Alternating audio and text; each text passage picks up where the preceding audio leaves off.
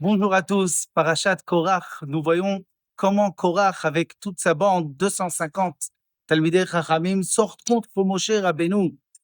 Cette marloquette-là nous raconte, dans le traité Baba Batra, le Perek Asfina, où il y avait là-bas un homme qui faisait traverser le désert. Il a ramené avec lui Rabba Baba Chana. Il lui a dit, regarde, tu vois, cette fissure par terre, il y a de la fumée. Il a pris un morceau de coton, il a mis au bout de son épée, et il a posé le coton où il y a la fumée, il a brûlé tout sur place. Et il lui a dit à Rabba Hana, écoute ce qu'ils disent là-bas. Rabba Hana a approché son oreille et il entend qui disait là-bas, Moshe Emet, Vetorato Emet, Vanachnu Bedaim. Moshe, il dit vrai, sa Torah, elle est vraie, et nous sommes des menteurs. Et ça, c'est marqué là-bas que chaque Rosh Chodesh, on les retourne comme on retourne de la viande sur le feu. Ils sont en train de brûler jusqu'aujourd'hui à cause de cette grande marloquette. La question est de savoir pourquoi il disait Moshe Emet, Vetorato Emet, et nous, on est des menteurs. Si Moshe, il dit le vrai et toi, tu as une marloquette avec lui, alors c'est sûr que tu es un menteur. Eh bien, on nous explique qu'en vérité, Korach savait que c'est un menteur. C'est pas qu'il se trompait. Il pensait que Moshe disait pas la vérité.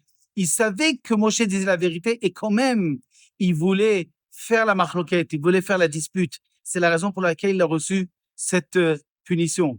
Mais ce qui est intéressant de comprendre, comment Moshe Rabbeinu, qui lui, l'homme le plus humble du monde, et qui a toujours pris la défense du peuple d'Israël, même quand le Ham Israël n'ont pas arrêté de fauter, même au Vaudor, Moshe Rabbeinu prie à Kadosh Baruch Hu de ne pas punir le peuple d'Israël, à tel point que des fois il disait « Efface-moi du Sefer Torah, mais ne punis pas le peuple d'Israël. » Et tout d'un coup, quand il s'agit de Korach, il dit, il est maudit, et il dit qu'il faut les punir, et qu'il faut absolument...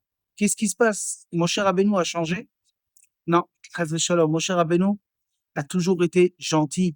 Il a tout donné pour le Ham Israël. Et ici aussi, c'était une gentillesse de la part de Moshe Rabbeinu. Quelle était sa gentillesse?